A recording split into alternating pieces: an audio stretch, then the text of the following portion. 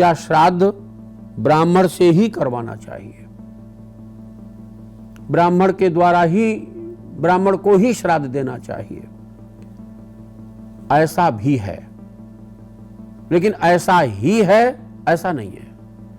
इतना ही यहीं तक रहे कि केवल हम ब्राह्मण को ही श्राद्ध भोजन करा दें, इसके अलावा बस कुछ नहीं है, ऐसा नहीं है।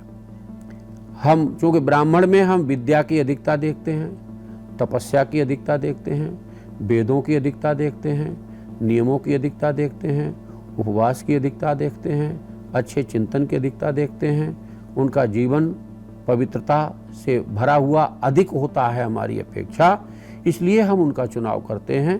लेकिन इसके बावजूद जो लोग अपने कर्मों का दंड भोग रहे हैं, गरीब हैं, झुग्गी झोपड़ियों में हैं, शिक्षा नहीं मिल पा रही है, बीमार पड़े हुए हैं, अस्पतालों में करा रहे हैं, उनकी सेवा करना भी, उनको भी अन्न देना, उनको भी वस्त्र देना, उनको भी आवश्यकता की चीजें देना, उनको भी दवाइयां देना, उनकी भी मदद कर देना, ये श्राद्ध ही है।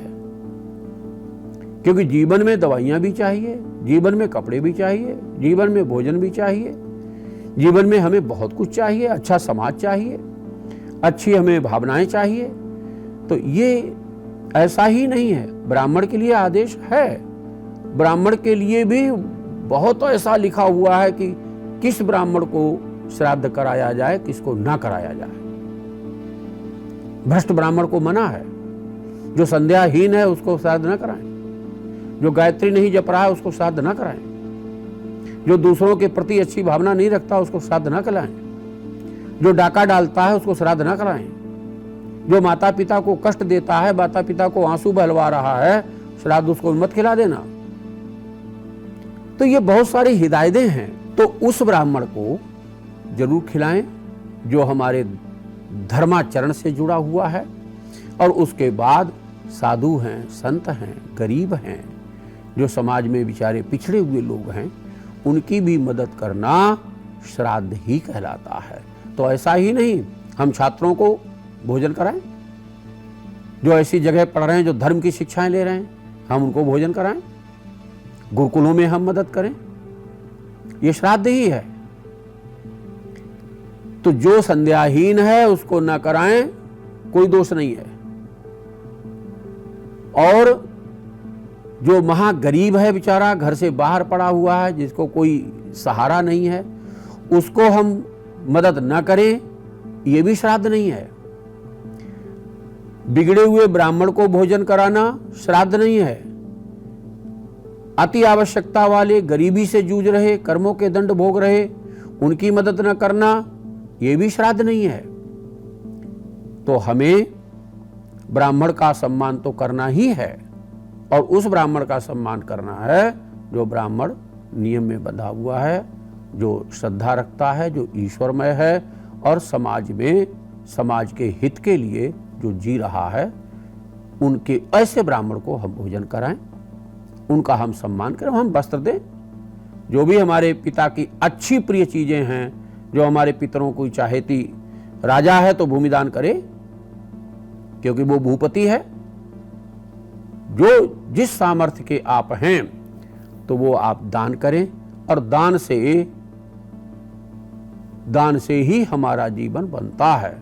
वो बात नहीं कह रहे हैं कि आपके पास सामर्थ्य नहीं है और आप दान करें ना, सामर्थ्य है दान करें, सामर्थ्य है तो सठता ना करें, क्योंकि ये प्रकृति का बड़ा नियम अलग है। अगर ईश्वर ने आपको सामर्थ्य दी तो सामर्थ्य के अनुसार यदि आप समाज में काम नहीं आ रहे हैं, अपने माता पिता के काम नहीं आ रहे हैं, अपने बड़े बुजुर्गों के काम नहीं आ रहे हैं, अपने गुरु के काम नहीं आ रहे हैं, आवश्यकता वाले के काम नहीं आ रहे हैं, हम मनुष्य क्यों हुए? तो हमारा मनुष्य कैसा, तो हमारी मानवता कैसी? हमारा जीवन तभी व्यवस्थित होगा, तभी हम पितृदोष से जीते जी भी अगर कोई गम से गलत व्यवहार होता है तो भी पितृदोष लगता है। जीते जी ही लगे हुए पितृदोष हमारी कुंडलियों में आते हैं। हमने अपमान जिसका भी कर दिया, हम जिसके लायक थे और हमने उसके अनुसार उसकी सहायता नहीं की, तो हमको वहां दोष लग जाता है। बहुत सारे लोग कुंडलियों को देखते, मैं तो ज्योतिषी हूँ, ज्योतिष का काम करता हूँ, लेकिन हम अपनी भी कुंडली देखकर कई बार हैरान होते हैं कि पितृदोष से हम भी नहीं बचे, ब्राह्मण तो हो गए हैं, लेकिन पितृदोष तो हमें भी मार रहा है। घर में कभी अशांति होती है, संतान बात नहीं मानती है, या संतान अपनी तरफ से बुद्धिमत्ता का काम नहीं कर रही है, ब्राह्मण होते हुए ब्राह्मण धर्म उसमें नहीं दिखाई दे रहा है, कहीं न कहीं दोष तो है। तो ये नहीं कहा जा सकता और ये नहीं जाना जा सकता कि हमको कब किस समय कैसे दोष लग गया, पर ये पितृपक्ष जो हमारे लिए आया, ये हमारे लिए प्रायश्चित का समय है। हम इसमें क्षमाएं मांगे, हम उसमें प्रार्थनाएं करें, जलदान करें, हाँ खुद करें या ब्राह्मण से कराएं, आपको विधि आती है, क्योंकि आदेश किया गया श्रद्धया पितॄन उद्देश्य विधिना क्रियते यत कर्म। विधि पूर्व अगर आपको विधि आती है, नो डाउट आप विधि का पालन करते हुए आप तर्पण करें, श्राद्ध करें, जो भी पितरों से संबंधित है। आपको विधि मालूम है तो आप करें, नहीं विधि मालूम है तो फिर हमें जानकार की सहायता लेनी चाहिए, क्योंकि बीमार हम होते हैं, हमारा इलाज डॉक्टर करता है, दूसरे लोग हमारी चिकित्सा करते हैं। ऐसे ही क्योंकि हम बीमारी के विषय में नहीं जान रहे होते हैं, ऐसे ही जिसके विषय में हम नहीं जान रहे होते हैं उसमें हमें जानकार का सहारा लेना चाहिए। और खुद भी आप कर सकते हैं और आप ब्राह्मण की मदद से भी कर सकते हैं, इसमें कोई भी कहीं कोई हिचक नहीं है। भगवान से बस यही प्रार्थना हो कि हमें कोई दोष ना लग जाए। आपको शायद आपने सुना हो कि भगवान श्री कृष्ण को एक कुएं में गिरा हुआ गिरगिट मिला था, और उस गिरगिट से जब भगवान ने पूछा कि तुम्हारी ये स्थिति कैसे हुई, जब गिरगिट ने भगवान का दर्शन किया और उसका जब रूप बदल गया, तब उन्होंने पूछा तुम्हारी ये स्थिति हुई कैसे। तब उस गिरगिट बने हुए पूर्व जन्म के राजा ने ये कहा कि प्रभु आप जानते सब हैं, लेकिन सुनना चाहते हैं, मैं राजा था, हमारी गोदान करने की परंपरा थी, हम गोदान करते थे, प्रतिदिन गौएं दान करते थे, और हमसे गलती मेरी नहीं है, हमने गौदान किया। ब्राह्मण जो गाय ले गया और उस ब्राह्मण के यहां से वो गाय भागी और हमारे गौशाले में आकर के वो गौओं में मिल गई।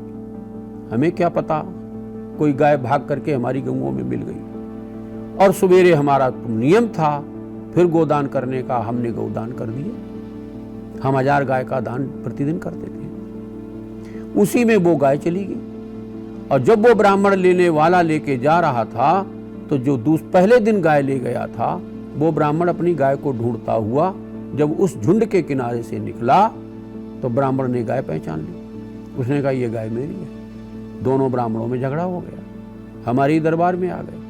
अब वो गाय हमारे ही द्वारा दी हुई थी, पहले दिन भी हमारे द्वारा दी गई, दूसरे दिन भी हमारे ही द्वारा वो गाय दे दी गई। अब मेरे से गलती यही हो गई, लेकिन मुझे पता नहीं, मैं नहीं जानता कि गाय हमसे दोबारा दान हो गई है। तो जब एक ब्राह्मण कहे कि राजन आपने हमको गाय दी, तो भी हमको कहना पड़ता था हमने दी। जो आज ले जा रहा था ब्राह्मण, वो पूछता था कि आपने हमको ये गाय दान दी, तो हमें कहना पड़ता था हमने दी। जब हम इनकी बात सुनते, जब उनकी बात सुनते, उधर हमारी गर्दन जाती, इधर हमारी गर्दन जाती, उसी में हमें ब्राह्मणों ने श्राप दे दिया। हम निर्णय नहीं ले पा रहे थे। हम ब्राह्मण को ये भी कह रहे थे कि एक गाय के बदले हम 100 गाय तुमको दे रहे हैं, अगर तुम्हारे यहाँ से चली आई है तो 100 गाय। वो इतने हठी थे कि नहीं, वही गाय हमको चाहिए। अब एक ही गाय 2 जगह दान हो गई, हम क्या करें, हमारे पास निर्णय नहीं, तो हमको ही गिरगिट होने का श्राप मिल गया। जो इतने सावधान रहे लोग, उनकी छोटी सी गलती से इतना बड़ा उन्हें दंड मिल गया। लेकिन हम परमपिता परमात्मा का ये वरदान और ये आशीर्वाद मानते हैं कि ब्राह्मण ने अगर श्राप दिया भी तो उस श्राप के बदले में भगवान श्री कृष्ण का दर्शन हुआ, वो श्राप थोड़े दिनों में वरदान में परिवर्तित हो गया। तो हमें अगर श्राप भी मिले तो ऐसे लोगों से श्राप मिल जाए, कहीं दान करते हुए, भला करते हुए, जो हमारे लिए श्राप, वर्तमान में श्राप और आगे जाकर के हमारे लिए बहुत बड़ा वरदान हो जाए, तो ये हमारे लिए श्राप तत्काल तो कष्टमय है, लेकिन हमसे न हो, इसलिए हमको पितृपक्ष में सावधान होकर के इन सारी दिशाओं से कोई भी नकारात्मक शक्ति हमको न घेर ले, हमारे पितरों का हमें आशीर्वाद मिले, प्रकृति का हमें आशीर्वाद मिले, वर्तमान समाज का हमको आशीर्वाद मिले, हमारे माता पिता के आशीर्वाद मिले। इसलिए हमको ये पितृपक्ष विधि विधान से निर्वाह करना चाहिए। आप सभी का कल्याण हो, आप सभी के पितर प्रसन्न हो, आपकी श्रद्धाएं पितरों में हो और आपके पितर आपको आशीर्वाद दें। आप आयु से, संतान से, धन से और निरोगता से और उच्च पदों से आप संपन्न हो। युग ऋषि अनुष्ठान पूजा केंद्र ये बहुत ही विशाल रूप में पितृपक्ष में पितरों की संतुष्टि के लिए अनुष्ठान कर रहा है। आप उनके माध्यम से पितृ गायत्री का जप, पितृ सूक्त का जप, गायत्री का जप, तर्पण, पिंडदान,